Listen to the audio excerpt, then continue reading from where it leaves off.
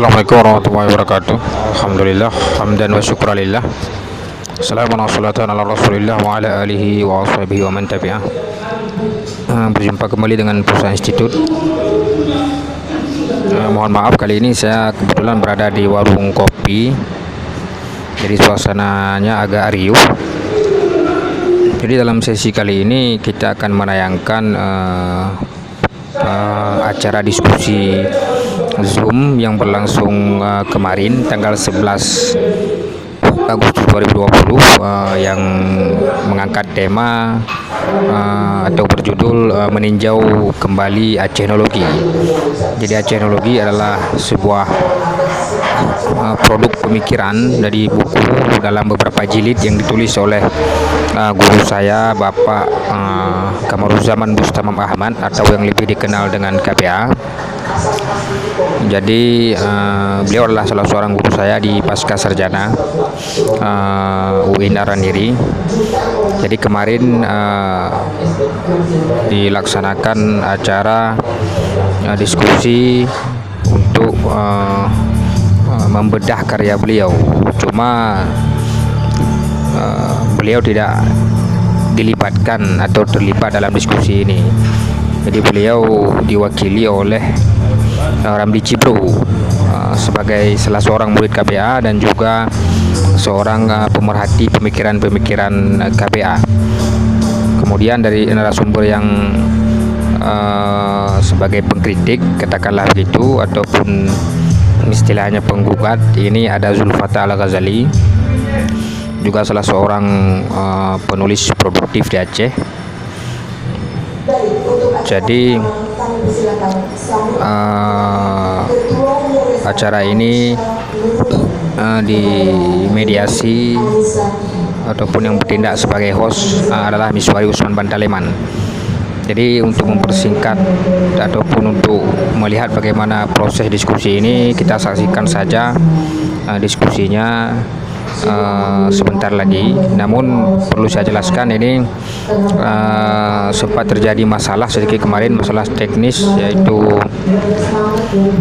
rekaman diskusi ini sempat terputus karena gangguan jaringan, yaitu Telkomsel kehilangan sinyal kemarin, sehingga host juga kehilangan sinyal, Miswari Usman Bantaleman, sehingga saya tiba-tiba didaulat menjadi host dalam keadaan darurat. Jadi saya juga mencoba membawa acara ini sampai dengan selesai. Cuma persoalan ini saya sudah tegaskan dari awal bahwa saya sebenarnya tidak bersedia menjadi host, karena yang dibedah ini adalah pemikiran guru saya. Jadi karena yang dibedah ini pemikiran guru saya, jadi saya merasa tidak etis lah untuk menjadi host. Tapi kemarin karena kondisi darurat, ya terpaksa juga saya menjadi host menggantikan saudara Miswari. Saya kira cukup demikian sebagai pengantar. Kita saksikan langsung proses berlangsungnya diskusi kemarin.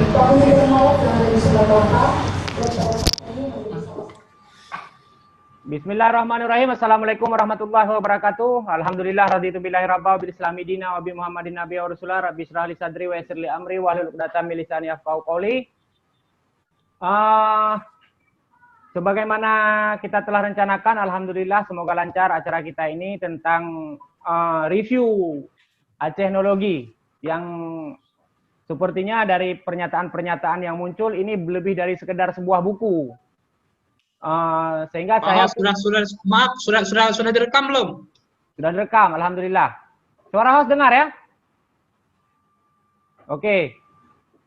Langsung saja kepada dua pembicara kita, yaitu Bapak Ramli Cibro dari Pasifik dan Bapak Zulfata yang sedang di Kutaraja, agar mempresentasikan makalahnya masing-masing sekitar 15 atau 20 menit, yang mungkin sekiranya dengan tetap persepsi dan asumsi serta prinsip kita adalah mengedepankan kemajuan intelektualitas yang penuh dengan, kalau kata Alatas itu, takdib.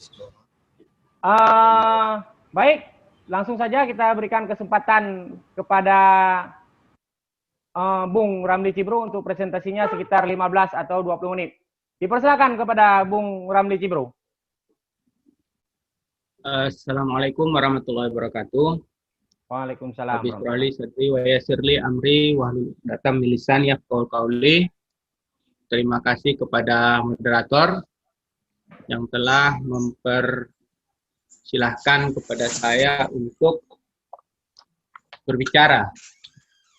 Yang saya hormati para senior-senior kami, Bapak Saleh Safi'i, Bapak Bung Alkaf, Khairul Miswar, dan lain-lain, termasuk Pak Mirja Ardi, senior-senior kami. Pada kesempatan ini, sebenarnya yang layak membedah teknologi itu adalah bidannya sendiri, yaitu Prof. Kamaruzaman Bustamam Ahmad. Cuman entah kenapa saya didaulat untuk berbicara tentang produk orang lain gitu. Itu mungkin nanti takutnya tidak seimbang. Apalagi di sini yang hadir adalah senior-senior saya semua. Saudara Zulfata juga senior saya secara keilmuan. Baiklah, saya mulai saja. Sebenarnya kalau pendapat saya pribadi ya tentang teknologi itu hanyalah sesuatu yang biasa. Artinya teknologi biasa-biasa saja. Biasalah teknologi. Tidak ada yang unik sebenarnya. Yang saya pahami ya, yang saya pahami tidak ada yang unik dari kedengaran suara saya, host. Ya, lanjut. Mantap. Apakah suara saya kedengaran? Alhamdulillah. Alhamdulillah. Tidak ada yang terlalu signifikan ya dari teknologi itu untuk dikatakan unik. Karena kalau kalau dalam term antropologi, sesuatu yang unik itu identik dengan keterbelakangan. Karena antropologi itu sendiri produk postkolonial. Jadi kalau kita katakan teknologi itu unik, janganlah hendaknya. Teknologi adalah biasa-biasa saja. Yang kedua, teknologi itu sebenarnya sesuatu yang tidak terlalu berbahaya ya. Dia hanya satu paradigma yang ingin menawarkan sesuatu yang berbeda dari cara kita melihat Aceh. Kemudian teknologi itu hanyalah suatu pengembangan dari suatu kelanjutan dari dari Aceh Studies atau ilmu-ilmu keacehan. Mungkin bisa di-share Share sendiri bisa juga nih bro, udah jadi co-host nih. Oh gitu ya? Ya. Share sendiri. Share sendiri bro.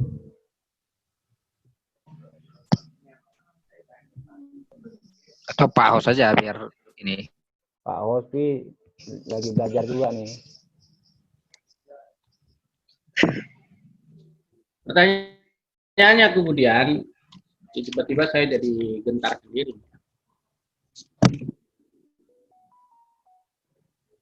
Sekali lagi saya katakan saya tidak terlalu tidak terlalu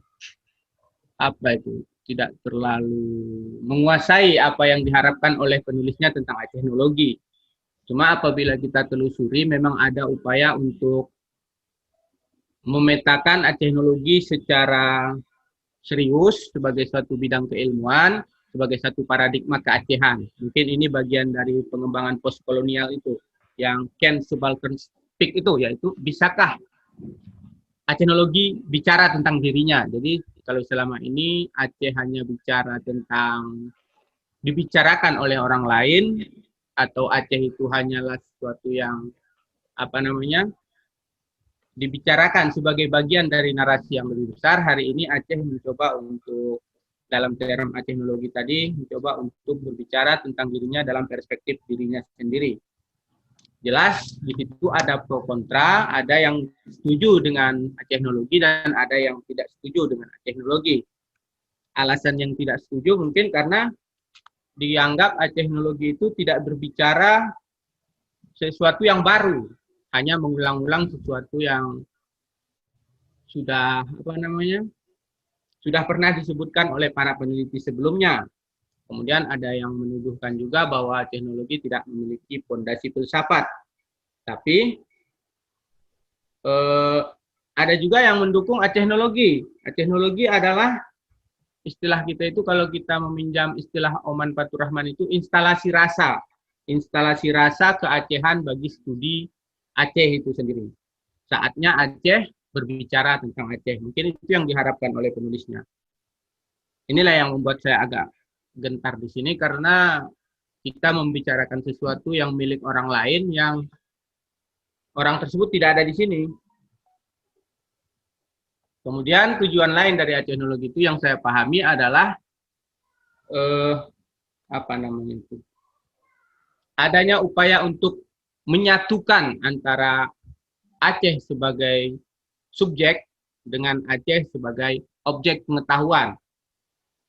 Modernisasi memunculkan sekularisasi. Sekularisasi pemisahan antara objek yang diketahui dan objek dan subjek yang mengetahui. Ada kesan seolah-olah semakin jauh jarak yang diambil oleh objek terhadap subjek, itu semakin objektif suatu kajian tersebut. Padahal sebaliknya, semakin jauh suatu objek dengan subjek, justru semakin tidak terkontrer apa yang ingin dijelaskan oleh subjek dan apa realita yang ada di dalam objek tersebut. Jadi kalau di dalam istilah mistisisme itu ada penyatuan, mengetahui yang mengetahui dan yang diketahui itu satu. Yang mengetahui dan yang diketahui itu menyatu. Jadi tidak ada keterpisahan. Sebaliknya yang terjadi pada sekularisasi pengetahuan itu, semakin jauh suatu objek mengambil jarak dari suatu subjek mengambil jarak dari objek yang dia teliti, itu semakin objektif. Dan objektivitas itu melahirkan modernisme, melahirkan kapitalisme dan kolonialisme, melahirkan sesuatu yang membuat kita semakin jauh dari realitas. Kita mengetahui sesuatu yang jauh dari diri kita. Kita mengetahui sesuatu yang berada di luar diri sendiri. Inilah yang ingin dikonter oleh teknologi, bagaimana yang saya pahami, bagaimana orang Aceh itu dapat membangun paradigma keilmuan keacehan. Seperti itu. Lalu, pertanyaan kemudian, ini yang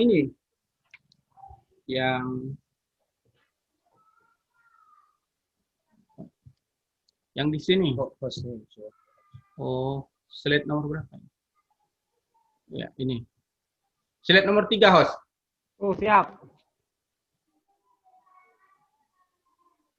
Slide nomor 3.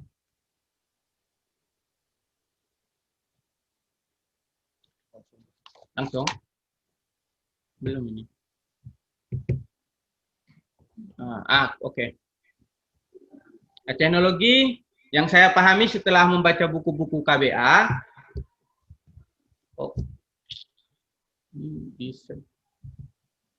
setelah membaca buku-buku KBA itu adalah penyebutan beberapa intelektual yang menginginkan, seperti yang saya sebut tadi, sebagai satu konstruksi keilmuan yang lebih paradigmatik, yang memiliki kekhasan Aceh di dalamnya. Kemudian ia hanyalah sebuah aktivitas akademik yang mencoba membedah worldview keacehan baik secara linguistik semantik, ada studi tentang bahasa, ada studi tentang kata-kata, pengambilan kata kunci, kemudian ada antropologi fenomenologi, yaitu melihat realitas Aceh secara langsung sebagai orang Aceh. Kemudian next kita di apa tadi? Can Acehnology speak? Ya. Bisakah Acehnologi bicara? Apakah orang Aceh bisa berbicara tentang Aceh itu sendiri? Ada dua pendapat di sana. Yang pertama mengatakan Acehnologi itu tidak bisa bicara. Alasannya karena Acehnologi itu tidak memiliki basis kebaruan. Alasannya begitu. sebenarnya tidak ada yang benar-benar baru di dunia ini, semua adalah hasil konstruksi dari pemikiran-pemikiran sebelumnya. Pun jika teknologi mengambil referensi-referensi dari barat, itu adalah satu keniscayaan karena kebetulan konstruksi keilmuan di sana lebih mapan. Toh pada akhirnya referensi-referensi yang dipilih juga merupakan pilihan yang subjektif. Kemudian apa tadi? Ada yang mengkhawatirkan teknologi tidak memiliki fondasi filsafat. Saya kira proses untuk membangun fondasi filsafat itu sudah ditunjukkan oleh teknologi dalam buku Teknologi 1. Di situ sudah dibahas tentang ontologi keacehan, kemudian juga dibahas tentang proses pembacaan-pembacaan mistik terhadap kesadaran diri orang Aceh dan lain-lain sebagainya. Kemudian apa lagi tadi? Next dulu Prof. Host. Sampai ke tema, kita langsung saja ya ringkas, nanti kalau ada yang didiskusikan lebih jauh itu di tema-tema menuju teknologi. Pada hostnya tema-tema menuju teknologi diringkaskan saja. Oke. Slide berapa itu di paling ya itulah dia. Nah, di sini kita bisa lihat sebenarnya teknologi sudah membangun kerangka keilmuannya yang lebih mendasar. Yang dimulai kalau dilihat di sini ada 4 aspek yang dikembangkan oleh teknologi. Yang pertama adalah aspek studi kawasan, kemudian Aceh Studies, kemudian epistemologi teknologi dan pembinaan teknologi. Itu yang saya baca dari beberapa buku beliau. Studi kawasan itu mencakup sejarah pemikiran Islam sampai kepada tema-tema keislaman yang berkaitan dengan kawasan, dalam hal ini kawasan Melayu Nusantara Asia Tenggara, kemudian dikaitkan dengan Aceh. Kemudian untuk membangun teknologi tadi, KBA juga menggunakan referensi dari Aceh Studies yang sudah berkembang sebelumnya. Aceh Studies yang sudah berkembang sebelumnya, seperti dia punya istilah-istilah sendiri. Bapak kita ini punya istilah-istilah sendiri untuk menjelaskan apa saja aspek-aspek teknologi yang hendak digali untuk membangun teknologi tadi. Seperti ada istilahnya kerak peradaban Aceh, jejak spirit Aceh, jejak budaya Aceh, dan lain-lain sebagainya. Secara mendetail itu ada di 6 volume teknologi. Kalau mau yang lebih praktis, saya juga pernah menulisnya dengan tidak sengaja. Buku rekonstruksi pemikiran KBA, di situ dijelaskan tentang tema-tema Aceh Studies secara sedikit ringkas. Kemudian epistemologi teknologi, kita perhatikan di situ ada islamisasi ilmu, di mana teknologi tadi juga sangat identik dengan nuansa upaya islamisasi Aceh melalui proses teologi. Aceh itu Islam, Islam itu Aceh, memang agak berbahaya. Kemudian frikativisasi ilmu, yaitu spiritualitas keilmuan, berkenaan dengan posisi para ulama dalam mengkonstruksi keilmuan di Aceh.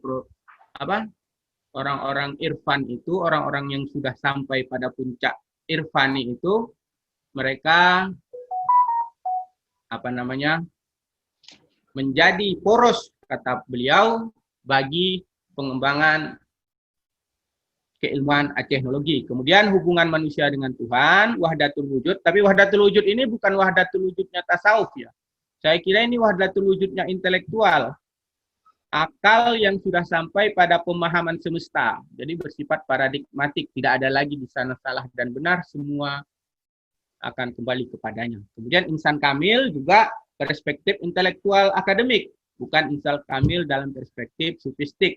Meskipun tinjauannya adalah tinjauan sufistik, ya. Kayak mana caranya? Ya, oke. Kemudian epistemologi irfani sebagai pengamatan fenomenologi terhadap fenomena keacehan yang lebih dekat kepada sufistik. Kemudian tadi ada lagi beliau istilahnya dari Hamzah ke Hegel. yaitu integrasi dan interkoneksi keilmuan, tidak mampu kita hindari untuk tidak merefer kepada Barat, tapi bukan berarti kita mengekor kepada mereka, akan tetapi mereka menjadi batu pijakan bagi kita untuk mengembangkan keilmuan yang lebih mandiri. Kemudian pembidangan Acenologi, gambarannya ini saya lihat seperti sebuah desain keilmuan, terlepas dari kelebihan dan kekurangannya. Pembidangan Acenologi meliputi sejarah, kosmologi, metafisika dan filsafat, sosiologi Aceh. Ini kan sejarah, kosmologi, sosiologi, antropologi itu semua sudah ada di tempat lain. Tapi KBA ingin mencari karakteristik keacehan dari perspektif Aceh. Sejarah Aceh yang dilihat oleh orang Aceh itu bagaimana, sosiologi Aceh yang dilihat oleh orang Aceh itu bagaimana, dengan pendekatan apa tadi? Pendekatan apa kata kita sebut itu? Pendekatan subaltern tadi, bisakah saya berbicara tentang diri saya sendiri? Subjektivisme itu tidak bisa kita hindari. Ya memang itu sudah menjadi satu tuntutan bahwa subjektivisme itu akan mengikut sendiri. Karena memang target atau tujuan kita adalah kita berbicara tentang diri kita dan menurut perspektif kita. Gitu. Kemudian, saya singkat saja. Next. Host. Ya. Next ya. Ya. Ya, next aja. Nah, biar ringkas saja. Acenologi sebagai konstruksi keilmuan. Acenologi itu semacam paradigma ya. Jadi kalau katakan acenologinya ilmu apa atau ilmu apa? Acenologi itu bukan ilmu, dia hanya paradigma. Sama seperti islamisasi ilmu, interkoneksi ilmu atau apalah itu sebagainya, mereka punya paradigma dan paradigma itu jelas mempengaruhi ilmu. Sama seperti sekulerisme, liberalisme itu juga paradigma kepahaman saya, di mana itu juga mempengaruhi keilmuan, bahwa di atas ilmu ada paradigma, di atas paradigma ada politik dan lain-lain sebagainya, itu sesuatu yang tidak bisa dihindari. Oke. Jadi di sini KBA ingin mengkonstruksi worldview keacehan melalui dua cara. Yang pertama adalah dengan menggali kata-kata kunci dalam istilah Aceh yang disebut tadi semantik analisis tadi. Yang kedua adalah melalui peninjauan langsung terhadap fenomena-fenomena yang ada dalam masyarakat Aceh. Itu yang saya pahami. Next. Terakhir. Sebelum sampai ke pembicara selanjutnya. Oke. Ini slide terakhir kita. Ini dia. Jika peninggalan Aceh di masa lalu selama ini hanya menjadi artefak sejarah, maka KBA mencoba menggali khazanah masa lalu tersebut, melakukan konstruksi untuk tujuan membangun satu paradigma keilmuan yang disebut dengan Acenologi. Itu saja mungkin dari saya. Tapi pada intinya Acenologi itu hanyalah satu ijtihad keilmuan, ingin membuat satu konstruksi keilmuan di Aceh dengan catatan bahwa dia menggunakan perspektif-perspektif yang perspektif-perspektif yang ada sebelumnya. Jadi memang benar bahwa tidak ada yang baru dari Acenologi kecuali namanya. Tapi konstruksi dan upaya keilmuan dari Acenologi itu adalah sesuatu yang harus kita apresiasi, sesuatu yang harus kita uji lebih lanjut. Ada satu kata menarik dari Haidar Bagir ya. Katanya begini, bahwa suatu gagasan itu akan bertahan lama jika memiliki fondasi yang kuat. Acenologi itu sudah berjalan 10 tahun. Bahkan pemiliknya sudah hampir meninggalkannya. Tapi hari ini kita duduk di sini malah membicarakan Acenologi. Maka secara subjektif saya yakin Acenologi pasti memiliki fondasi keilmuan yang cukup bagus sehingga beberapa di antara kita masih tertarik untuk mengkajinya. Mungkin itu saja dulu dari saya. Saya serahkan kembali kepada host. Sekali lagi saya katakan saya agak gelagapan di sini karena saya orang Pasifik, jauh dari komunitas akademik. Demikianlah. Assalamualaikum warahmatullahi wabarakatuh. Waalaikumsalam warahmatullahi wabarakatuh. Luar biasa tadi dari Bapak Ramli Cibro mempresentasikan gagasannya. Apakah suara host masih didengar? Baiklah, untuk membuktikan apakah suara host masih... Dengar. Oh, alhamdulillah. Supaya acara ini lebih aktif, sejenak kita brainstorming.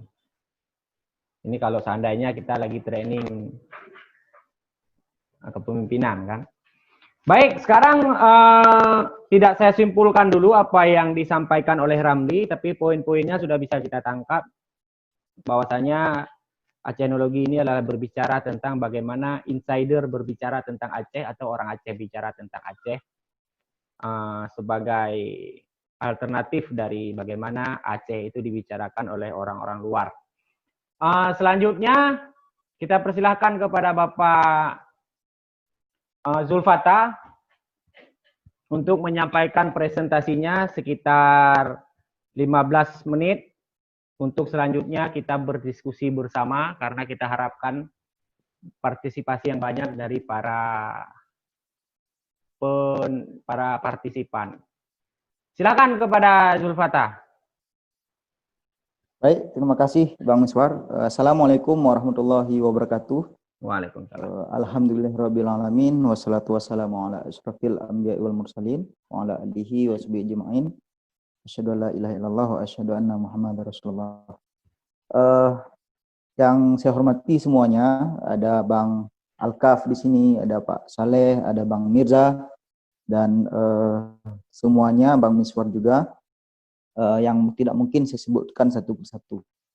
Intinya saya sedang berhadapan dengan para pemikir dan yang peduli tentang keilmuan yang berada di Aceh. Sebelum kita bicara lebih jauh tentang mengapa saya menulis Acenologi yang dipersoalkan ini, saya pertama kali itu bersentuhan atau bersinggungan dengan Acenologi itu ketika masuk kuliah dengan Pak KBA. Intennya sekitar 2017. Walaupun sebelum itu saya sering membeli buku langsung ke Pak KBA, barter buku dan diskusi panjang, termasuk diskusi verifikasi ilmu itu di ruang kelas. Nah, dari situ saya mulai memantau, walaupun segmen kajian Acenologi itu agak sedikit berbeda dengan fokus kajian saya yang saya sebut itu agapolisme. Nah, mengapa bersentuhan antara agapolisme dengan Acenologi ini? Karena Acenologi itu menyinggung persoalan religi, menyinggung persoalan politik.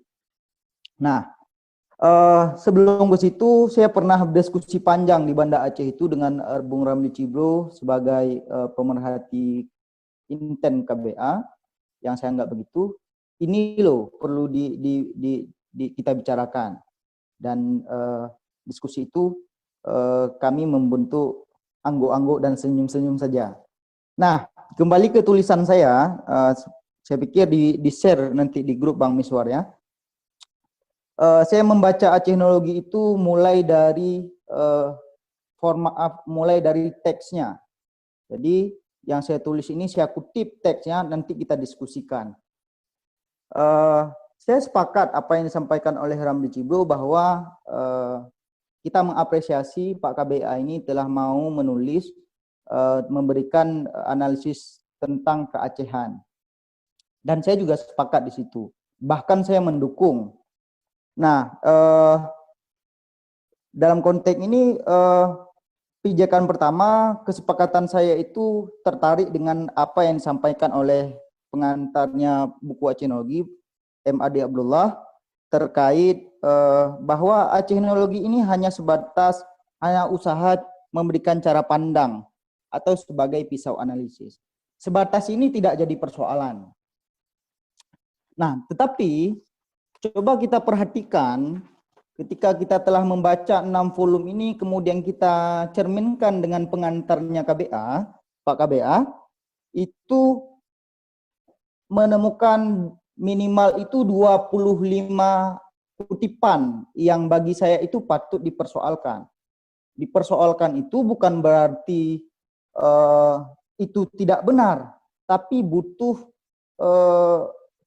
kepatutan atau objektivitas dari kalimat itu. Nah, mengapa? Karena dalam sebuah mengkonstruksikan keilmuan, itu kita tidak bisa hanya memberikan untaian kata tanpa ada pembuktian. Begitu kira-kira. Mana itu? Misalnya kita coba lihat kutipan yang pertama. Kutipan yang pertama, Bang Miswar, dalam buku ini tidak ada hal yang baru.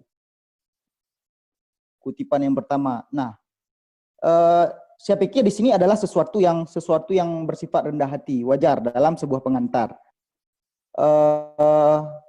Untuk menata ulang konsep-konsep secara filosofis dan empiris tradisi ilmu menghasilkan di bumi Aceh. Oke, itu kita maklumi sebagai sebuah pengantar. Nah, yang menjadi ketertarikan saya adalah yang mengakibatkan tulisan Acenologi unik ini berada pada kutipan kedua. Pada kutipan kedua itu terdapat pada bab 1 itu bab 3 halaman 77. Itu volume 1. Dalam kutipan kedua itu ditulis, sebab Acenologi bukan sebuah ilmu seperti yang ada dalam ranah ilmu pengetahuan, terutama dalam bidang ilmu sosial dan humaniora. Disinilah keunikan saya untuk mempersoalkan Acenologi ini. Nah, kalau kita bicara Acenologi secara global seperti apa yang disampaikan Bung Ramli Cibro itu tadi, memang tidak ketemu dan tidak cukup waktu kalau proses interpretasi Acenologi seperti itu. Tapi mari kita lihat teksnya seperti apa. Nah, di sini kalau memang Acenologi ini itu bukan sebuah ilmu seperti apa yang dalam ranah ilmu pengetahuan terutama dalam bidang ilmu sosial, lantas ini ilmu apa begitu kan? Nah, saya melihat proses interpretasi KBA itu cenderung menggunakan argumentasi yang saya sebut ngaret gitu. Bukan berarti melecehkan ya, tapi dia memberikan celah untuk orang berpikir, tapi dia tidak memberikan keputusan argumentasi dia itu apa. Nah, kemudian pada kutipan yang ketiga itu Acenologi ini bagi para peminat studi Aceh. Acenologi sedikit banyaknya akan membantu siapa saja ingin melakukan penelitian tentang Aceh. Buku ini tentu saja belum layak disejarkan ulama. Oke, itu saya pikir hal yang wajar. Nah, yang paling saya singgung di sini adalah ada pemahaman-pemahaman masyarakat, terutama peminat Aceh, bahwa Acenologi ini adalah sebuah paham. Saya katakan itu belum jadi paham, karena itu masih sebatas sudut pandang. Kalau sebuah pemahaman atau isme yang kuat itu, minimal dia itu memiliki manifesto yang jelas. Nah, mengapa saya singgung demikian? Mari kita lihat pada kutipan ke-14. Dalam arti, keempat bukan 14. Dalam arti, bukan lagi sebagai bagian ilmu sosial dan humaniora, melainkan dapat dijadikan sebagai suatu disiplin ilmu tersendiri, memiliki akar keilmuan yang sangat otentik. Nah, ini yang kita persoalkan lagi. Saya ingin bertanya dalam konteks ini, bukan lagi sebagai ilmu sosial dan humaniora, melainkan dijadikan sebagai disiplin ilmu tersendiri. Artinya apa? Pak KB itu menginginkan ini sebuah studi disiplin ilmu yang bisa dijadikan sebagai kajian dan bisa diajarkan ke TK, SD dan seterusnya. Nah, kalau inginnya seperti ini selesaikan dulu problem keilmuan di dalamnya yang akan kita singgung nanti. Nah, kemudian kutipan kelima itu semakin menjadi-jadi. Rangkaian buku ini terkadang terdapat studi tentang dunia metafisik, mistik, filsafat, sastra, sejarah, sosiologi, linguistik, dan seterusnya. Nah, ini yang membuat Pak KBA ini tidak menyelesaikan apa yang dia inginkan. Semua dicaplok, memborong begitu kan. Jadi kesesuaian apa yang disampaikan dalam pengantar dengan temuan kita di dalam buku itu kurang menarik. Misalnya pada bab filsafat Aceh, dia hanya mengulas, tidak memberikan keotentikan filsafat Aceh itu apa. Nah, ini kan bertentangan dengan honesty akademik gitu. Apakah seperti ini kajian akademik? Apa yang otentik dari filsafat Aceh? Apa yang otentik dari filsafat sosiologi Aceh yang dijabarkan oleh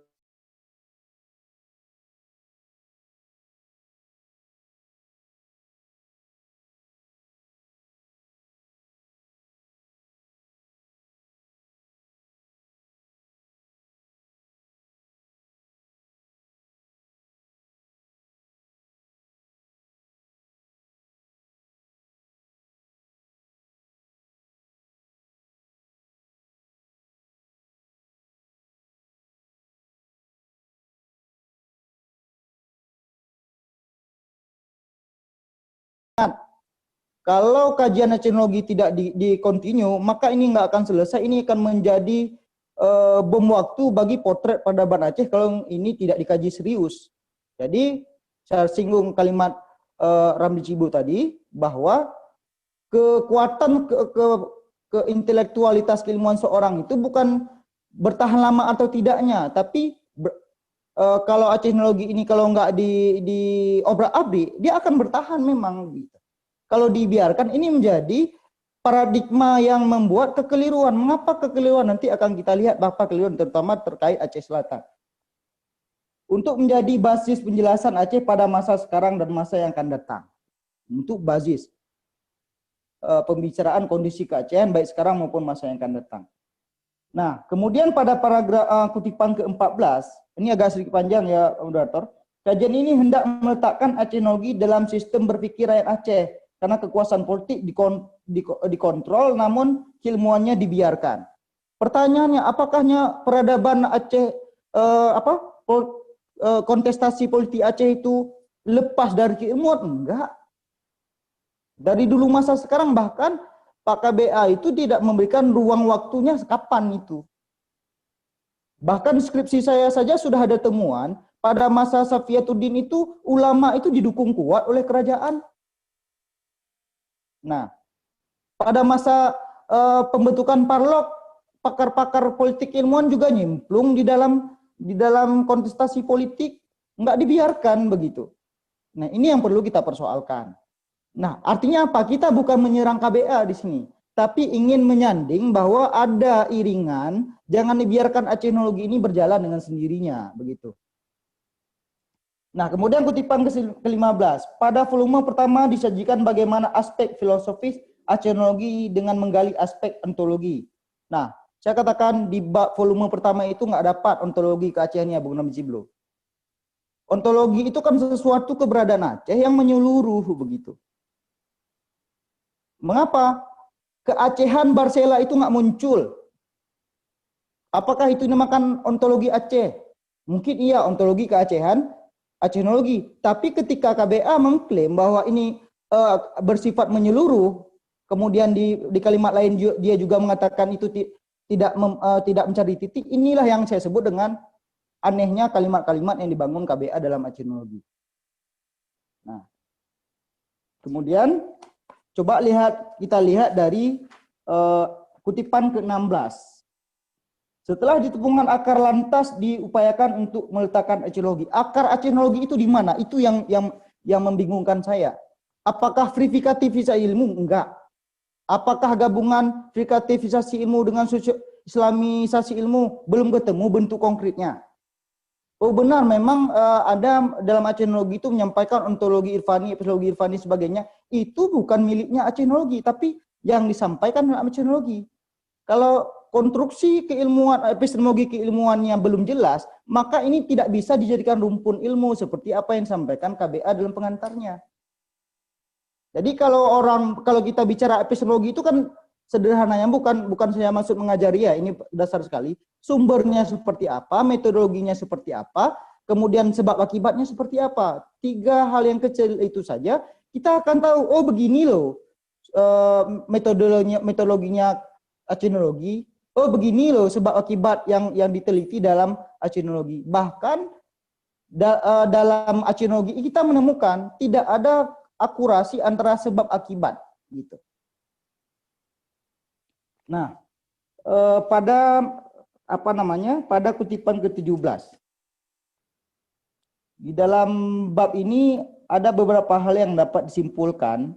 Pertama, membuka kembali kajian mengenai spirit Aceh, sesuatu yang amat menarik.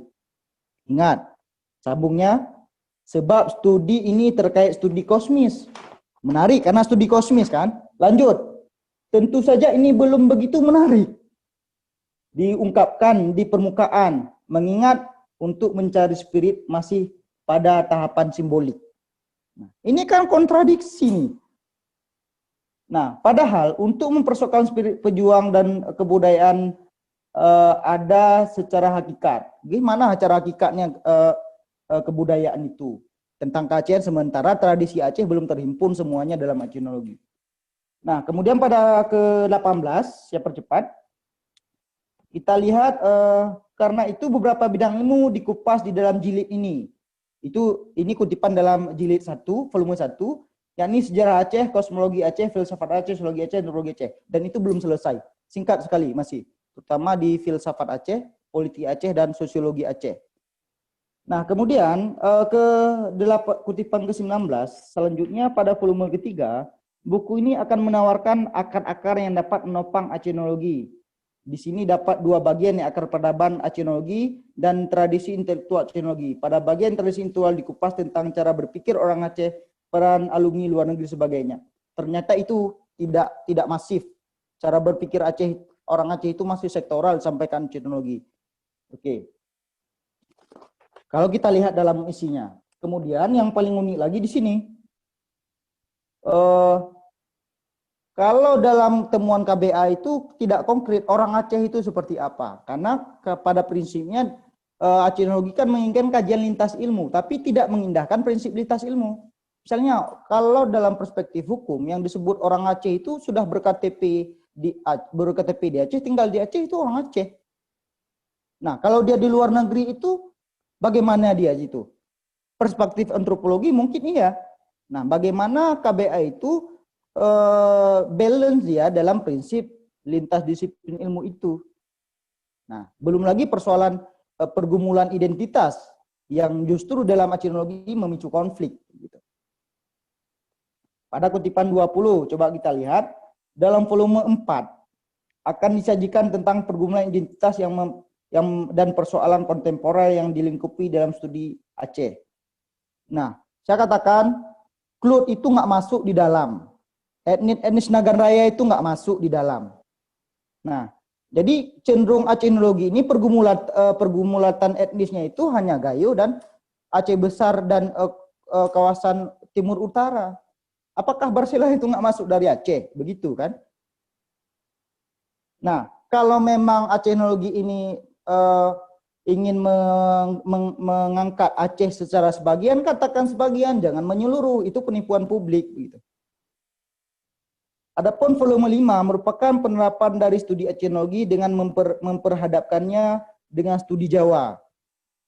Jadi betul memang banyak dalam itu. Pertanyaannya apakah ke Aceh itu tampil ketika hanya dihadapkan dengan Jawa? Mengapa dengan yang lain tidak?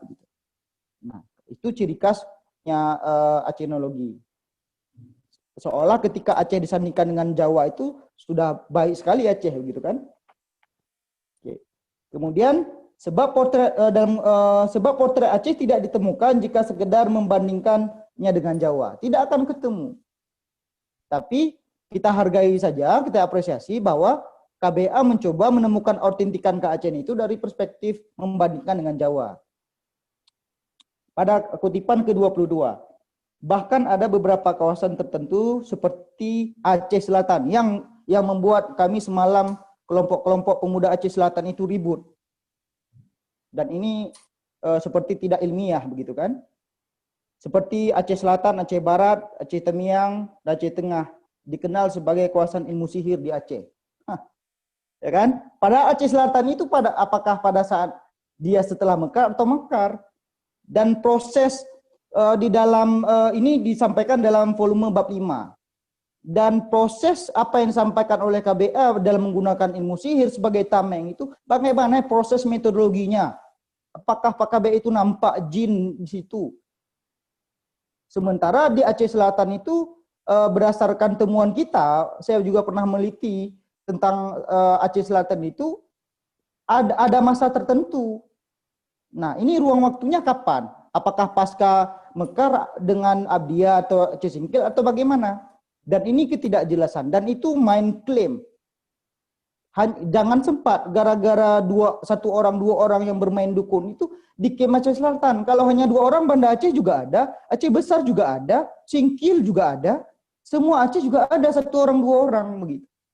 Nah, inilah akurasi ketika KBA terlalu berlama-lama dalam pendekatan antropologi. Dia tidak, katanya lintas disiplin, dia tidak mengindahkan filsafat sejarah kritis, dia tidak mengindahkan filsafat ilmu, dia tidak mengindahkan filsafat politik, dia tidak mengindahkan filsafat peradaban itu sendiri. Oke. Kemudian kutipan ke-23, di sini disenaraikan beberapa pemikiran mengenai rumusan keindonesiaan dan kenegaraan yang diambil dari pengalaman hubungan Aceh dengan Jawa. Jadi induk dari volume ini akan diperas dari bagian ini yang tentu saja mengundang sejumlah diskusi lanjutan. Artinya belum selesai. Nah, kalau memang ingin diselesaikan, kalau ingin fokus, KBA dilarang keras meninggalkan Acenologi. Atau Acenologi ini hanya terhenti dengan berbagai dengan bantahan-bantahan yang saya tulis. Semoga itu nanti akan masuk jurnal. Bukan maksud sentimen ya, tapi ini kontestasi keilmuan begitu. Walaupun saya itu ilmunya masih sedikit gitu kan. Kutipan terakhir biar kita mudah diskusi.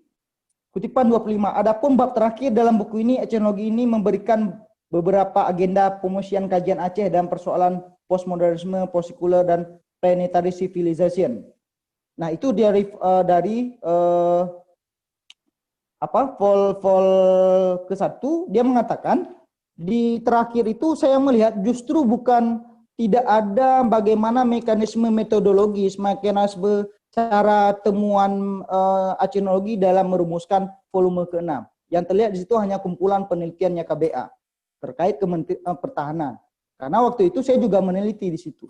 Dan di dalam vol 6 itu tidak mewakili bagaimana tradisi kemasyarakat tempatan Barsela dalam membangun konsep pertahanan dan keamanan begitu.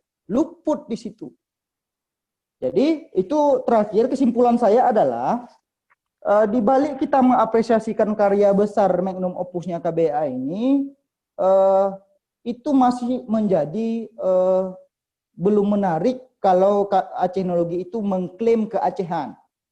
Karena pengalaman intelektualnya KBA secara personal dalam yang ditampilkan dalam Acenologi itu belum sah secara akademik jika ini diklaim sebagai keacehan secara menyeluruh. Nah, kalau sepakat dengan itu, hapus itu kajian secara menyeluruh dalam Acenologi begitu. Saya kira saya apresiasi Acenologi ini sebagai analisis dan paradigmanya tawarnya paradigma keilmuan oleh Pak KBA, tapi tidak untuk mengklaim keacehan. Terima kasih, moderator.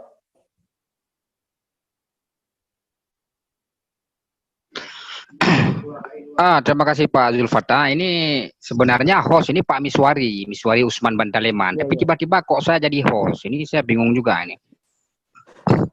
Jadi untuk mengisi kekosongan host, ya terpaksa. Tapi ini perlu saya tegaskan kepada para peserta bahwa saya bukan host sebenarnya, tapi kemudian tiba-tiba menjadi host pada acara ini. Karena saya sudah sampaikan ke Pak Miswari bahwa Pak KBA itu guru saya, jadi saya tidak mungkin menjadi host dalam acara ini. Jadi sebagai murid tentu saya agak dilematis berbincangkan produk pemikiran guru saya. Terima kasih kepada Pak Zulfata yang sudah menyampaikan. Ini terdengar Pak semua? Halo, terdengar semua? Oke. Jadi Pak Zulfata sudah menyampaikan beberapa hal yang berisi kritikan beliau terhadap terdengar kan? Dengar. Jadi saya karena terlambat jadikan host, jadi tidak semua berhasil saya catat dan rekaman juga tadi sempat terputus karena menjadi host tiba-tiba. Jadi Pak Zulfata sudah menyampaikan tentang beberapa kontradiksi yang terdapat dalam acenologi. Misalnya juga persoalan Barcela yang menurut beliau tidak masuk dalam kajian acenologi. Kemudian ada juga kritikan dari Pak Zulfata tentang tidak konkretnya pembahasan Pak KBA tentang orang Aceh misalnya, bagaimana orang Aceh itu yang sebenarnya. Kemudian acenologi juga disebut oleh Pak Zulfata ini bisa memicu mungkin dalam tanda petik ini konflik. Kemudian acenologi juga saya nggak tahu apa dituding atau dituduh atau dianggap acenologi ini dianggap memborong semua bidang keilmuan. Kemudian terdapat juga banyak klaim dalam acenologi, misalnya persoalan sihir yang tadi dicontohkan oleh Pak Zulfata. Misalnya sihir ini seolah-olah dominan di wilayah Barat Selatan. Padahal hal-hal seperti ini juga ada di Pantai Timur dan Tengah Tenggara. Kemudian acenologi juga dianggap tidak sesuai dengan filsafat ilmu dan masih banyak lagi hal-hal yang mungkin kontradiktif dalam acenologi ini menurut Pak Zulfata.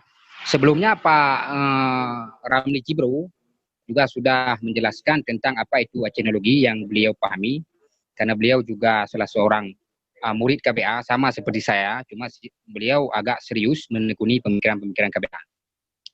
Jadi ini sudah ramai yang masuk, saya lihat tadi ada Prof. Eka, dan juga ada Prof. Durihwan, dan juga ada teman kita sejarawan Pak Haikal Afifah. Jadi mungkin ini diberikan waktu kepada beberapa peserta untuk memberikan pendapat ataupun pertanyaan kepada narasumber, ataupun ada informasi pembanding juga boleh. Dan kita harapkan sebenarnya Pak KBA tadi ada yang usulkan supaya beliau juga terlibat dalam proses ini. Cuma karena saya tidak tahu kenapa ini tidak terlibat beliau. Jadi diberi kesempatan untuk 3 orang mungkin untuk pertama untuk memberi tanggapan ataupun pertanyaan.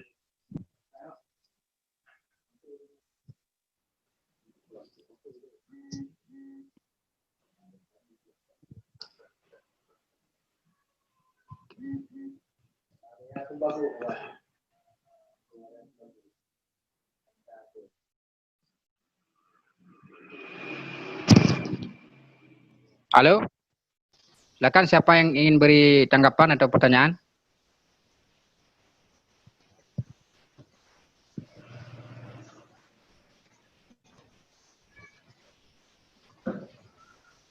Halo, dari Prof. Eka mungkin.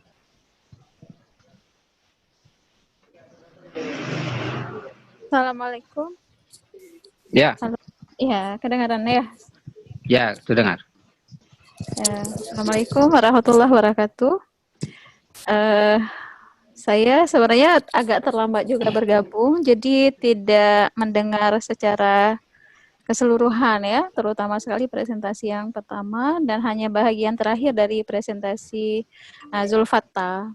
Tapi tadi saya pikir sangat penting juga untuk menghadirkan Pak KBA ya di sini, sehingga kontestasi pemikirannya itu memang bisa dibincangkan secara lebih dinamis. Saya pikir itu yang ingin saya sampaikan. Tetapi untuk poin-poin yang dibincangkan tadi, karena saya memang terlambat bergabung, saya sepertinya harus mengunyah-ngunyah dulu ini supaya betul-betul bisa tune in dengan apa yang sedang dibahas. Itu saja dulu Pak Moderator ya. Nanti insya Allah kalau ada hal-hal lain saya akan coba jamin ke dalam diskusi. Terima kasih. Ya, terima kasih Prof. Eka sudah memberi tanggapan. Ini ada Zulfikar Pohan mungkin yang ingin memberi tanggapan. Silakan Pak Zulfikar. Dihilangkan ini tanda merah di mikrofon. Saya nggak tahu itu moon unmoon. Pokoknya hilangkan yang merah, nanti dia akan aktif.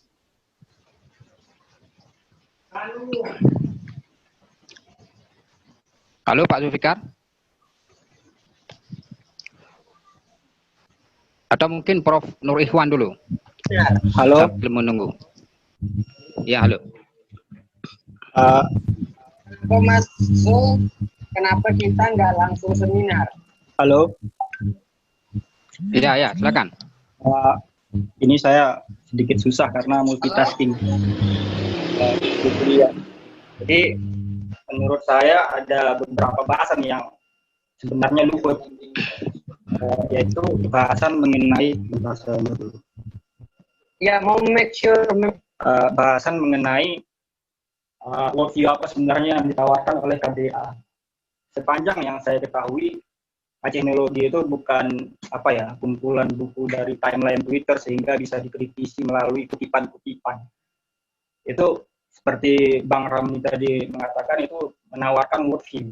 Jadi worldview apa yang ditawarkan oleh Acehnologi di sini, saya suka membandingkan Acehnologi ini dengan Japanese Studies atau Javanologi yang oleh Bugert misalnya. Fokus kajiannya itu dalam kajian filologi, etnografi, dan lokalitas. Di sini KBA dan Bugert atau Karl Asser, kita ambil sebagai antropologi secara langsung, mempunyai gaya yang seragam tapi tidak mirip, yaitu penolakan terhadap konsep universalisme. Bugert memulai analisisnya dengan memahami Jawa dengan kajian eksperiental. Maksudnya yang hanya heterogenitas itu memang terdapat dalam budaya dan agama. Namun lingkup epistemologinya berada dalam satu jalur dengan Asar, bahwa di sini masih berbicara studi Islam Jawa. Asar mengomentari Gers yang merupakan produk yang tercipta dari sistem sosial politik, sesuatu yang partikular yang ia sebut dengan pendekatan antropologi diskursif. Kemudian KBA saya lihat mempunyai gaya yang sama dengan Bugert dan Asar, yaitu menolak generalisasi dengan cara menempuh penalaran epistemologi yang beda dalam memahami sejarah agama dan budaya, tapi dari jalur dan esensial, tapi terjebak kembali ke dalam jalur esensialisme. Jadi Acehnologi itu seperti berkubang dalam esensialisme. Ya, ini nggak dibahas oleh narasumber. Kemudian konsekuensi dari esensialisme ini adalah KBA menyajikan Aceh dalam Acehnologi berasal dari sumber data teks, entah itu kitab kuning, pesantren, pengalaman, yaitu dia sebut sejarah gam, dan ritual yang dia sering kaitkan itu dengan agama seperti sejuk, kenduri, dan lain-lain.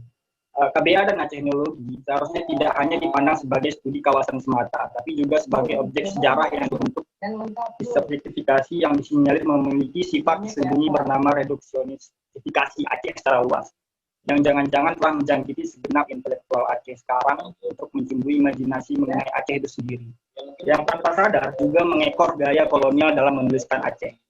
Jadi ada dua yang ingin saya sampaikan di sini, yaitu jebakan esensialisme dan Acehnologi yang mereduksionifikasi Aceh secara langsung.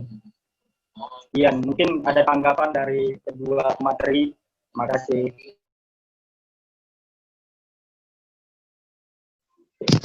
Terima kasih kepada Pak Zulfikar yang sudah menyampaikan tanggapannya. Mungkin satu lagi yang lain, Haikal Afifah. Atau ada yang lain? Silakan diaktifkan mikrofon untuk memberi tanggapan ataupun pertanyaan yang nanti akan dijawab atau ditanggapi kembali oleh narasumber. Assalamualaikum warahmatullahi wabarakatuh. Waalaikumsalam. Silakan. Ada tu. Dia hantam ikut Tiroisme berapa deh? Okey. Yang pertama, saya telah bergabung sama seperti Prof. Eka. Mungkin juga saya baru sekarang bergabung, jadi belum tahu ini pembahasan yang dibahas itu apa. Kemudian terkait pendapat atau pandangan saya terkait Acehnologi, ya saya sepakat seperti yang dikatakan Zulfikar tadi. Artinya KBA di sini menawarkan worldview. Aceh sebagai studies, baik itu studiesnya sebagai kawasan ataupun sejarah. Tapi saya melihat lebih kepada pendekatan antropologis. Ya, kalau menurut saya bicara Acehnologi itu ya sangat menarik apa yang sudah diketengahkan sama KBA. Artinya worldview yang ditawarkan oleh KBA itu pendekatan yang dia tawarkan itu pendekatan antropologis dilihat dalam perspektif Islam dan sejarah gitu. Jadi saya pikir tidak ada yang apa namanya kalau harus misalnya dikomben ataupun dilihat dengan perspektif antropologi barat misalnya ataupun worldview barat misalnya. Ya, saya tidak melihat itu di dalam buku atau narasi yang dituliskan oleh KBA dalam Acehnologi itu. Karena menurut saya SNOP sendiri juga melakukan pendekatan yang sama antropologis dalam The Aceh Heard-nya, tetapi justru perspektif yang ditengahkan oleh SNOP itu sendiri adalah Western ya, artinya perspektif Barat yang diinterpretasi oleh SNOP dengan interpretasi Barat. Nah, di sini KBA mencoba keluar dari pandangan-pandangan seperti itu, dan itu menarik saya pikir. Demikian dari saya, karena saya memang belum mendengar pemaparan dari pemateri, dan saya juga melihat begini ya, mestinya juga tidak sebatas 1-2 orang untuk membahas tentang Acehnologi secara epistemologis gitu.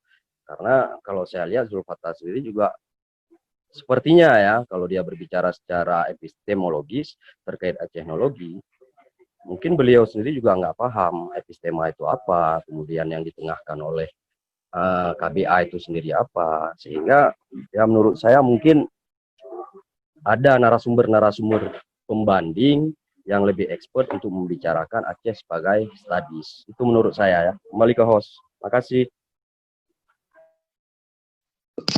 Terima kasih Pak Haikal. Padahal kita berharap Pak Haikal bisa menjawab ataupun mendiskusikan kembali hal-hal yang disampaikan oleh Pak Zulfattah tadi. Cuma mungkin karena terlambat bergabung. Jadi sudah 3 orang ini. Cuma dari Prof. Eka tadi tidak ada tanggapan dan juga pertanyaan karena beliau telat bergabung. Atau mungkin bisa kita beri kesempatan 1 orang lagi. Biar sekaligus nanti ditanggapi oleh Pak narasumber. Jadi narasumber harap dicatat ini ya. Saya tidak punya perangkat mencatat karena tiba-tiba menjadi host. Ya sebatas yang saya ingat. Mungkin ada 1 orang lagi diberi kesempatan untuk memberi tanggapan ataupun pertanyaan. Tes. Ya, silakan. Terima kasih ke host yang sudah berganti. Ya. Menarik sekali diskusi siang hari ini. Sebelumnya sudah banyak guru-guru, dosen-dosen di sini, guru-guru saya.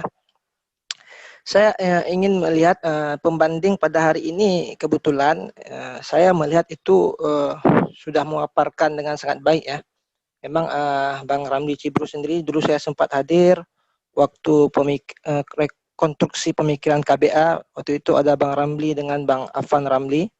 Ini muncul lagi Bang Zulfattah. Ini saya melihat mungkin Bang Zulfattah tadi banyak sekali mengkritik Acehnologi itu terhadap studi kawasan gitu ya. Tentang Bang Zulfattah banyak mengangkat Barsela gitu. Ada hal-hal yang menurut Bang Zulfattah yang saya baca tidak relevan dengan kondisi di lapangan seperti sihir gitu ya. Tapi ini ingin memunculkan pertanyaan baru bagi siapa saja gitu ya. Apakah ketika KBA memunculkan wilayah-wilayah yang lain di dalam Acehnologinya itu sesuai dengan relevan? Kalau tadi tentang Barsela itu dibantah oleh Bang Zulfattah, ada yang tidak relevan, penyebutan tahunnya tidak pas gitu kan.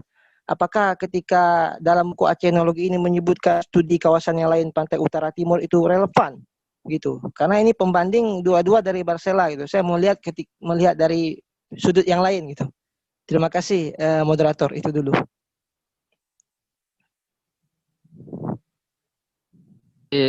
Terima kasih pada Pak Ridho. Jadi mungkin langsung saja ini ditanggapi oleh dua narasumber kita, Pak Ramli Cibru dan Pak Zulfata. Jadi mungkin waktunya 1 menit atau 2 menit karena waktu kita ini hampir meninggalkan kita juga. Mungkin siapa yang pertama, Pak Ramli atau Pak Zulfata? Apa pertanyaan ataupun tanggapan itu masih diingat? Karena saya tadi tiba-tiba menjadi host, jadi terkejut saya menjadi host tiba-tiba tanpa diberitahukan oleh host. Silakan Pak Ramli. Ya, terima kasih Saudara Khairul Miswar. Seperti yang dikeluhkan oleh beberapa kawan bahwa memang kita seperti meraba di tengah kegelapan ini karena Pak KBA sebagai orang yang kita perbincangkan sebagai yang bertanggung jawab terhadap teknologi yang kita bicarakan hari ini tidak berhadir di sini. Itu juga merupakan satu kelemahan. Kemudian persoalan sedikit persoalan otentik dan masalah keselesaian teknologi itu ya dari Saudara Zulfata tadi itu memang belum sama sekali. Saya akui sebagai orang yang pernah membaca sedikit tentang teknologi itu bahwa memang hampir tidak ada sesuatu yang otentik dalam arti memang original. Tapi bagaimana kita mengatakan sesuatu itu otentik? Pada akhirnya memang tidak ada yang otentik. Semua itu memang KBA sendiri mengakunya sebagai memungut serpihan-serpihan keilmuan, keacehan yang berserak, yang selama ini dikaji dalam satu wilayah yang lebih luas, kemudian dikerucutkan dalam teknologi. Ini perkataan saya ini agak membosankan. Kemudian persoalan selesai, jujur saya katakan bahwa teknologi itu masih perlu diuji terus-menerus.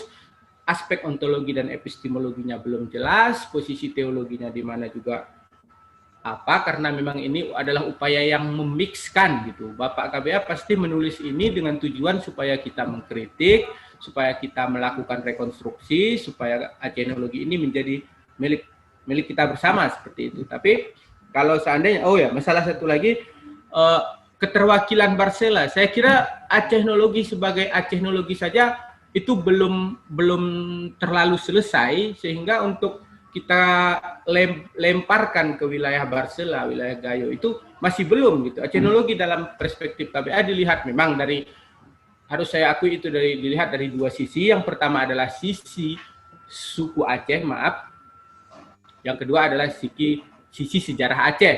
Ketika dilihat dari suku Aceh tadi, jelas bahwa Barcela nyaris tidak terlibat di situ. Tapi kalau dari sisi peradaban Aceh mungkin ada kelindan dan kaitan. Sisi peradaban, sisi sejarah itu kelindan dan kaitan antara Barcela dengan Aceh. Sama seperti bagaimana sih kita mendefinisikan nasionalisme?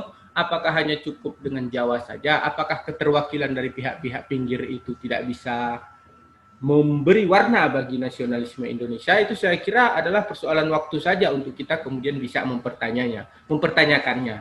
Tapi yang terpenting di sini adalah bahwa teknologi itu seperti alternatif. Kita mengakui eksistensi dari mazhab-mazhab yang lain, mazhab keilmuan yang lain. Kita tahu di Banda ini banyak sekali mazhab.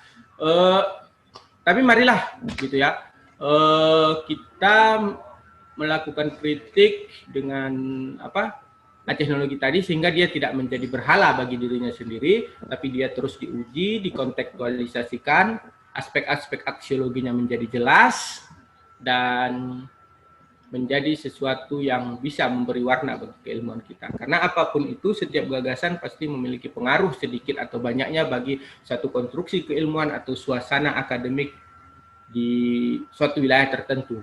Saya sendiri melihat bahwa teknologi kemudian memberi warna atau memberi dampak, semangatnya ya, bukan keilmuannya. Mungkin konstruksi keilmuannya masih harus kita kritisi lebih dalam lagi. Semangat atau nuansa dari teknologi ini telah memberi warna bagi perkembangan keilmuan baik di UIN maupun di UNSIA dan di beberapa kampus di Aceh lainnya. Itu saja yang mungkin saya ini. Kemudian masalah pendekatan antropologi dalam melihat Aceh, Itu saya kira karena memang basic beliau adalah antropologi, kemudian Islamic Studies, itu konstruksi keilmuan yang dibangun memang dari metodologi antropologi tadi yang saya pahami seperti itu ya. Mungkin saya salah, saya minta maaf kepada Bapak KBA yang merupakan guru dan inspirasi bagi saya. Itu saja dari saya, mungkin banyak yang tidak terjawab, tapi sudah cukup dulu bagi saya. Oke, saya kembalikan kepada host. Ini host yang sebenarnya sudah, terima kasih Pak Ramli Cibro sudah memberi tanggapan. Ini host yang sebenarnya ini sudah kembali nampaknya ini. Tadi saya kan tiba-tiba dijadikan host, dan ini Pak KBA juga sudah masuk. Saya lihat, ini guru saya dan guru Pak Ramli juga. Mungkin walaupun waktu ini sudah sangat singkat sekali, saya pikir penting untuk Pak KBA juga memberi tanggapannya. Tadi ada Pak KBA saya lihat.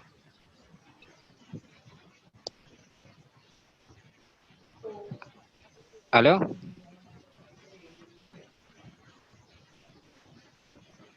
Nggak ada lagi ya? Oh ya, Pak KBA sudah keluar. Baik, kita serahkan ke Pak Zulfata untuk memberi tanggapan dan jawaban mungkin atas beberapa pertanyaan dan tanggapan dari peserta. Silakan Pak Zulfata. Ini Pak Zulfata juga hilang ya? Oke, menarik sekali pembahasannya, ada diskusi dan berbagai pandangan. Intinya kita ini tidak menolak Acehnologi. Kita jadikan tawaran-tawaran Acehnologi dari pemikiran Pak KBA ini sebagai batu lonjakan untuk pengembangan keilmuan. Jadi posisi untuk mengkritisi Acehnologi itu bukan berarti meniadakan atau sosok yang dihindari, bukan.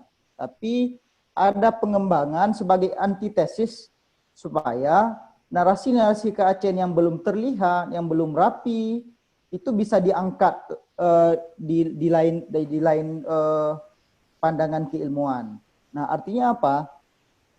Tadi ada yang menyinggung mengapa tidak bisa dikurtek. Kalau kita membicarakan Acehnologi ini 6 jilid tidak pakai landasan teks, ini akan tidak sama frekuensinya. Jadi pada saat kita menyampaikan yang kawasan, orang responnya dari sisi antropologi. Pada saat kita merespon sisi politiknya, filsafatnya, orang merespon dari sisi antropologinya. Jadi untuk mempersamakan frekuensi itu, Adinda Pohan, kita landasi dengan teks. Begitu, itu metode interpretasi saja. Nah, kemudian terkait expert tidak expert saya tentang epistemologi seperti sampaikan Haikal Viva itu memang betul dalam pandangan Haikal Viva. Tapi siapakah yang paling expert epistemologi dunia ini, kita kan masih mempertanyakannya. Dia banyak mengomentari epistemologi, tapi tidak pernah sedikit pun menerbitkan tentang karya epistemologi. Itu sangat memalukan.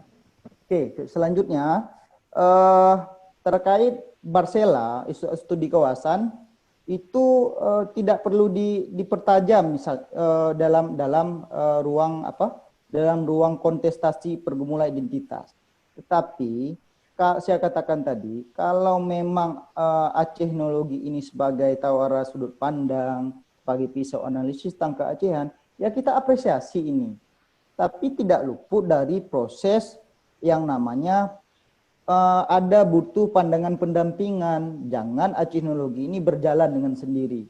Tidak bisa Aceh ini menemukan keautentikan Aceh dengan Acehnologi sendiri. Dia harus dengan berbagai pandangan-pandangan dan temuan. Nah, kemudian apakah keautentikan itu tidak ada? Ada. Bahkan dengan keberadaan pandemi sekarang itu kita akan menemukan keautentikan Aceh pasca COVID-19 gitu. Jangan menyangka dengan metodologi yang ada, metode yang lama, kemudian langsung menggiring, memproyeksikan bahwa bagaimana keautentikan itu tidak ada. Nah, mari kita cari inovasi metodologi agar keautentikan dalam sebuah karya, keautentikan ke-Aceh itu memang dapat, termasuk dalam mendefinisikan orang Aceh. Nah, jadi mengapa kita di sini terkesan beda-beda merespon frekuensi argumentasi, karena apa yang disampaikan acenologi itu banyak. Dan kita akui memang tidak semuanya acenologi itu salah, banyak loh yang benar tentang siklus, peran-peran sejarah masa ulama begitu. Jadi intinya kita menilai ulang acenologi itu, jangan acenologi itu terjebak dalam yang namanya klaim keacehan. Mengapa begitu? Karena kalau kita sandingkan antara kata pengantarnya KBA dengan isi yang disampaikan, itu harus kita relevankan begitu. Dan kita membicarakan acenologi itu bukan untuk Pak KBA, tapi bagaimana merumuskan konsep keacehan itu yang lebih otentik, yang lebih baik, yang lebih berkembang, dan menyentuh sisi-sisi lainnya yang belum tersentuh dari acenologi itu. Begitu pandangan saya, host. Yang anehnya begini, netizen itu seolah framing itu ketika mengkritik acenologi itu anti acenologi. Itu bukan seperti itu yang semestinya framing yang dibangun. Kita ini berkontestasi untuk membuka penalaran-penalaran yang lain tentang keacehan. Begitu. Saya kembalikan. Terima kasih Pak Zulfata.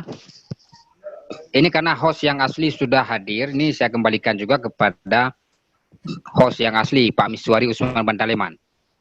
Jadi sebelumnya saya juga minta maaf, karena sebelumnya saya sudah sampaikan bahwa saya tidak mungkin menjadi host karena KBA ini guru saya, tapi mungkin keadaan darurat, ya terpaksa.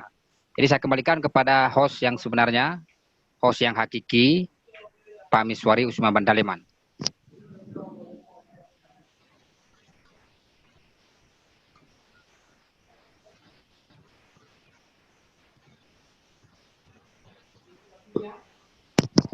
Halo Pak Miswari, silakan dilanjutkan.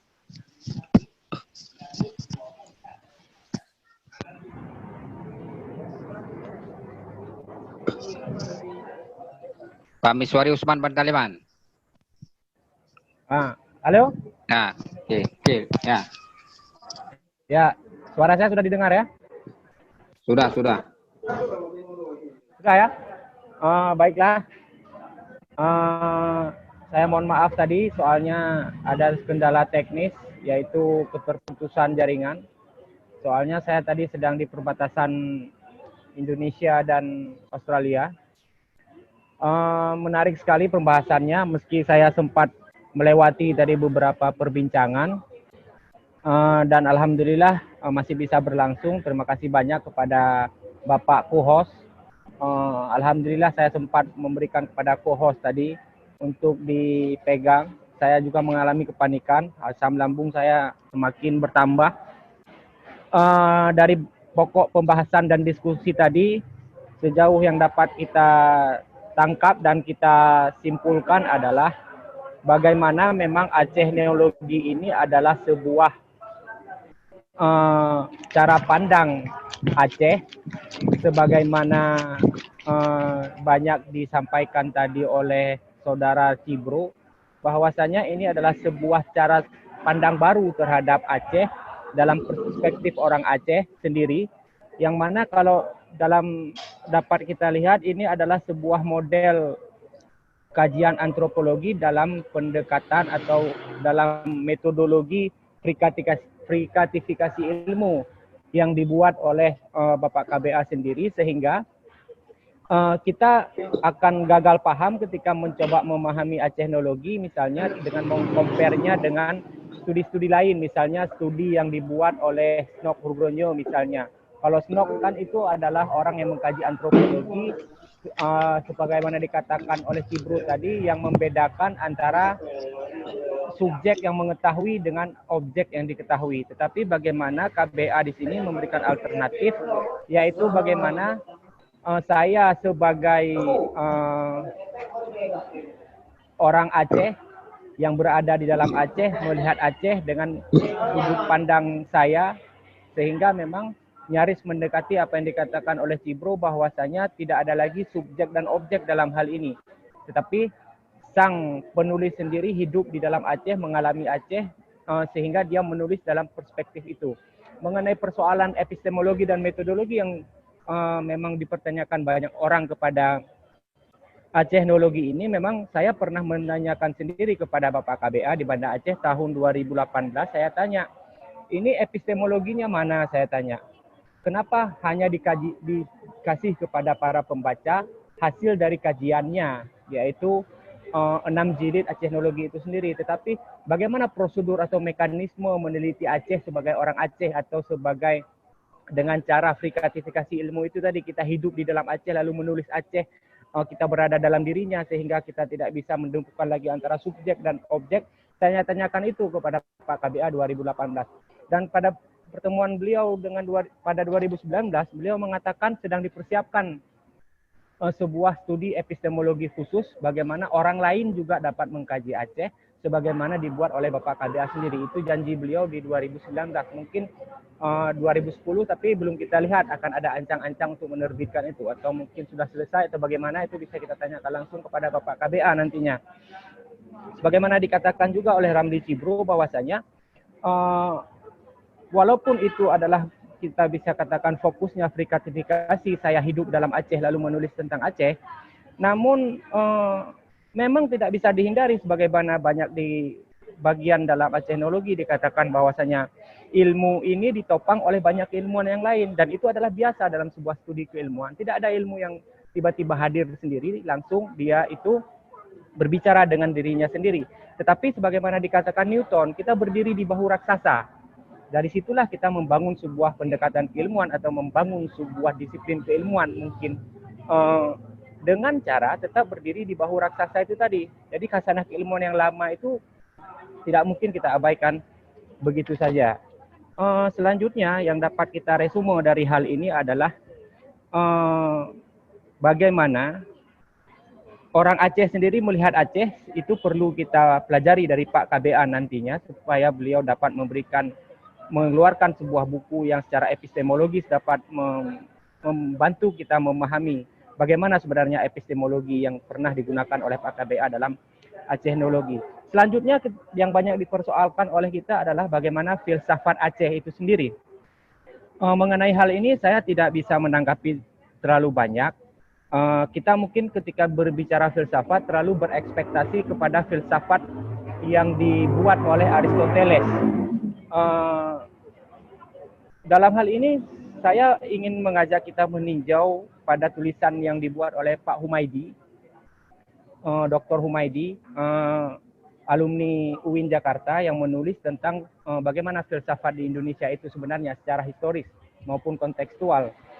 Filsafat di Indonesia itu yang lebih menonjol adalah filsafat neoplatonisnya, kata beliau. Sehingga ide-ide dalam perspektif paradigma neoplatonis itu yang hidup di Indonesia. Misalnya seperti yang diajarkan oleh Syekh Burhanpuri, yang dikaji lagi oleh Ibrahim Qurani, yang diajarkan oleh Hamzah Fansuri, yang mana Hamzah Fansuri mengambil inspirasi yang banyak dari Ibnu Arabi, yang mana Ibnu Arabi itu adalah sangat neoplatonik orangnya.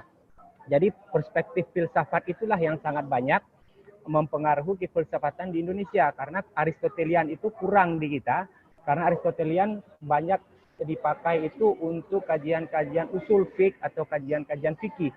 Tetapi kajian-kajian kefilsafatannya lebih banyak mengambil daripada neoplatonik. Nah, karena kajian ini neoplatonik, sehingga dia itu dapat berelasi dengan bagaimana Suhrawardi memunculkan sebuah alternatif yang mana ini direspon oleh KBA. Kalau saya lihat bagaimana frikatifikasi ilmu ini dilahirkan, ini hampir sama seperti yang dikatakan oleh Suhrawardi, adalah karena berangkat dari problem masalah definisi.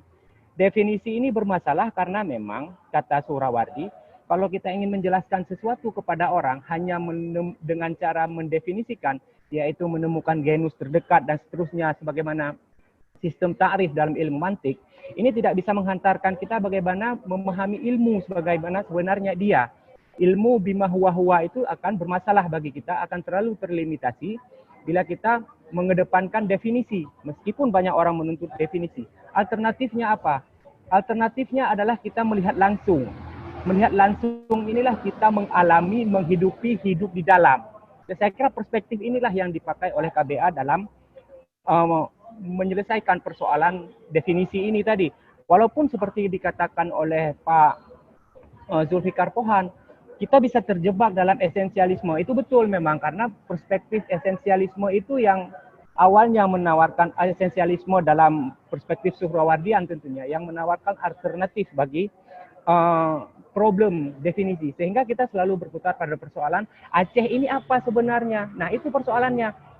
Di dalam filsafat juga definisi itu tidak bisa terlalu diveto oleh orang, karena setiap filosof itu punya definisinya sendiri terhadap segala sesuatu. Nah, untuk mengatasi itulah saya kira kita perlu hidup di dalam objek pengetahuan kita menyatu dengan objek pengetahuan, sehingga tidak ada lagi subjek dan objek. Selanjutnya yang bisa diresume dari ini adalah ketika dikatakan banyak orang Aceh sebagaimana kutipan di dalam pernyataan Zulfata tadi, memang persoalannya adalah mempertanyakan siapakah orang Aceh ini tadi. Banyak pihak dari Aceh itu kurang dilibatkan. Itu memang suatu masukan yang memang perlu kita tanggapi bersama. Tetapi kontribusi kita kiranya kalau dalam ingin mengembangkan suatu keilmuan, kita bisa mengkaji ini untuk memperluasnya. Karena memang banyak aspek yang tidak tercakupi di dalam Acehnologi ini. Misalnya kurang kelibatannya pantai selatan dalam membentuk suatu budaya, padahal kontribusinya sangat besar, khususnya misalnya dalam pertahanan.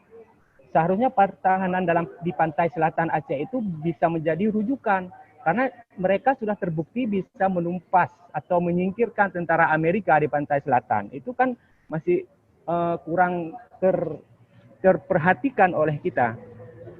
Kemudian mengenai Islamisasi itu sendiri, apakah dia ada dalam Acehnologi? Saya kira KBA punya metodenya sendiri dalam memahami Islamisasi ilmu, tapi saya curiga prinsip Islamisasi ini ditarik ke al-atas, lalu dari al-atasnya itu ditarik ke dalam perspektif cara pandang Hamzah Pansuri. Ini bagaimana sang KBA itu sendiri memformulasikannya, ini masih perlu kita dalami lagi, dan kita tunggu buku yang dijanjikan oleh Pak KBA itu sendiri. Kemudian terakhir yang bisa kita simpulkan dari diskusi ini adalah kita harus paham bagaimana bahwasanya Aceh, yang sebagaimana dikatakan Aceh selalu bisa kita lihat, Aceh yang dimaksud itu adalah Pak KBA itu sendiri. Kenapa? Ketika dikatakan demikian, selalu itu adalah dalam perspektif frikatifikasi itu tadi, yang mana beliau melihat tidak ada keterpisahan antara subjek dengan objek. Saya kira demikian yang dapat disimpulkan dari acara ini. Ya. Begini, ini ada Pak Haikal Afifah. Saya kira penting juga diberi waktu kepada beliau 1 menit untuk menanggapi. Walaupun mungkin waktunya sudah sangat ini, tapi saya kira penting juga untuk menanggapi Pak Zulfata. Nanti kemudian Bapak simpulkan dan tutup acara ini seperti yang sudah terjadwal. Tapi ini jadwal sudah ini ya kayaknya ya, sudah mau habis ya? 1 menit saja mungkin untuk Pak Haikal. Oh iya. Nanti ditanggapi lagi sama ini ya, sama lagi mungkin tidak ditanggapi lagi. Oh, kalau tidak ditanggapi fair, itu tidak fair begitu, host. Tidak bisa begitu ya. Lebih baik kita ending aja, kalau karena 1 menit untuk Haikal Afifah, 1 menit untuk saya begitu. Ya, nggak apa-apa, tanggapin aja. Boleh, 2 menit. Pak Khairil, saya kira ini tidak perlu kita perpanjang. Nanti kita bisa perpanjang di diskusi yang lain. Diskusi lain di luar daripada diskusi ini mungkin, karena nanti akan menjadi semakin simpang siur. Mohon maaf atas segala kekurangan, apalagi kekurangan saya tadi yang sempat putus jaringan. Saya kira sudah bisa diakhiri. Diskusi selanjutnya bisa kita lakukan dalam kajian-kajian selanjutnya. Mohon maaf sekali lagi, bukan tidak mengindahkan dan segala macam. Karena kita juga berbatasan dengan waktu, kita juga perlu terjadinya kestabilan. Tapi tetap nanti ke depan akan kita berikan peluang-peluang lainnya, kita berikan kesempatan lagi untuk berbanyak diskusi yang dimiliki oleh para partisipan. Saya kira demikian Pak Khairil. Bisa kita tutup ya semuanya ya. Terima kasih semuanya khususnya kepada Bapak Zulfatar, demikian juga kepada Bapak Ramli Cibro. Saya kira sudah bisa kita akhiri. Terima kasih banyak. Billahi taufik wal hidayah. Wassalamualaikum warahmatullahi wabarakatuh. Waalaikumsalam.